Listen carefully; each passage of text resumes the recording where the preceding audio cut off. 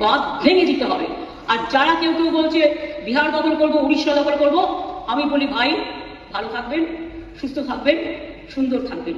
কিন্তু এত বড় হিম্মত আপনাদের কেন? কারণ নেই যে বাংলা, বিহার, উড়িষ্যা সব নিয়ে নেবেন আর আমরা বসে বসে ললিপপ খাবো।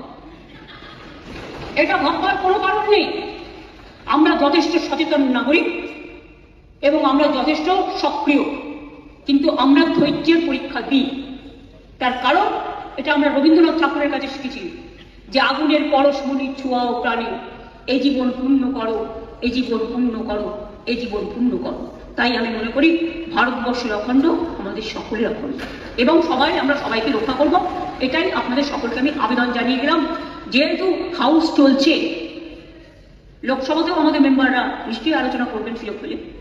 কাজে যিনি গেছেন ক্যাবিনেট সেক্রেটারি, আমরা আশা করি তার